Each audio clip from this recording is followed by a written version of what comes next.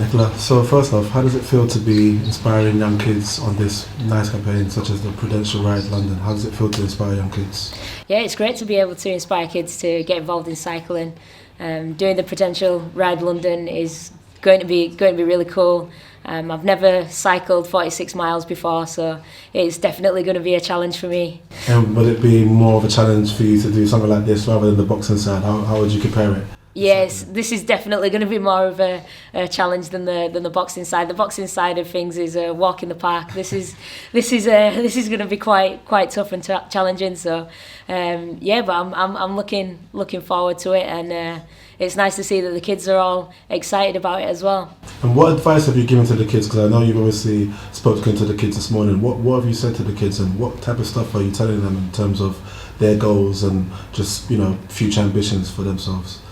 I think for me it was just telling them that for one, it's just good that they're actually getting involved and taking part, and then it doesn't matter if you don't finish first or even if you come last, just as long as you take part in the Prudential Ride.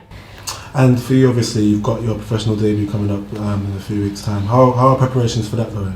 Yeah, the preparations are going really well. Training with Virgil Hunter over in San Francisco, and learning new tricks and settling down on my punches and trying to punch a lot harder. But yeah, it's going good. And how's the adjustment been, obviously, coming from amateur boxing? You had such a stand-up career there. Is it a big leap for you? Obviously, a professional game is much more harder. You have to obviously focus on punch power, like you said. So has it been more of a leap for you in terms of punch placement and stuff? What's the specific things that you've had to work on in your camp with Virgil? Yeah, it's just pretty much everything's been the same as normal, really, which I was quite surprised about. I thought there'd be a lot more adjustments, but it's really just settling my feet now a little bit more to land the power shots. Right. And obviously for future goals, what do you aspire to do in the sport of boxing? Because obviously a lot of people have frowned on the idea of women's professional boxing, but with people like you obviously hoping to change that view, what do you hope to do in the sport? I'd love to take professional boxing to the next level, and I'd love to be a multi-weight world champion one day. That's the main goal. And do you have any boxers that you look up to now? Obviously there's a lot of people comparing you to someone like a Vasily Lomachenko, who's obviously won a world title in his third fight, but is there anyone in particular that you've looked up to in the men's ranks or women's ranks? Yeah, there's been a few fighters of today.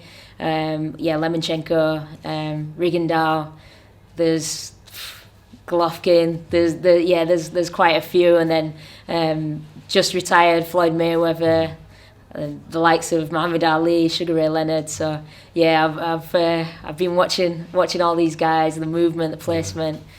I'm excited. I'm looking forward to it. And lastly, have any boxers in the professional ranks, such as Anthony Joshua, I know you guys are quite close, have they said anything specific about how you should approach the professional game, moving from the amateur ranks? I mean, is there anyone in particular who's giving you any advice on what to do and how to, take in the whole hype, so to speak?